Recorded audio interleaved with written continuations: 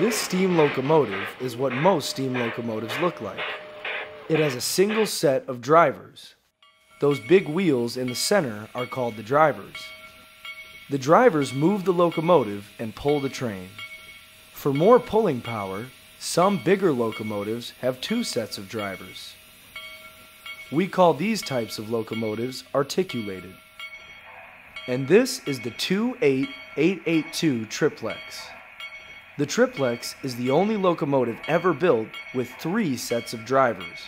Two sets of drivers are under the locomotive, like on the articulated engines, and the third set is under the tender. And what's even more amazing is the tender has a smokestack. When I was a kid, I called the tender the coal car. It wasn't till I was about 10 that I learned real railroaders call the coal car the tender. The tender's job is to carry the coal that the fireman shovels into the engine's boiler, to keep the fire hot, to heat the water that creates the steam that powers the driver wheels that makes the locomotive roll down the track. So the triplex tender is the only tender with a set of drive rods, drive wheels, and a smokestack.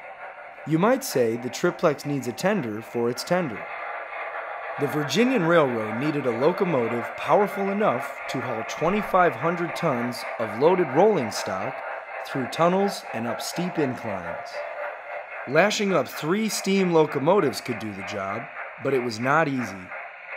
3 engineers on 3 different steam locomotives had to make sure they were all going the same speed. That's when the idea of the triplex was born. A triplex with 3 sets of drivers could do the work of 3 separate locomotives and could be run by 1 engineer. Like many ideas, it looked good on paper, but it didn't work out very well in real life. The triplex was supposed to be able to haul 50 50-ton coal cars, but that never happened.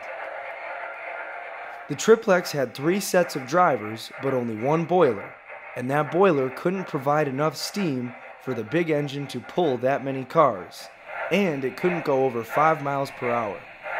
So the triplex was a flop, but it sure is fun to watch.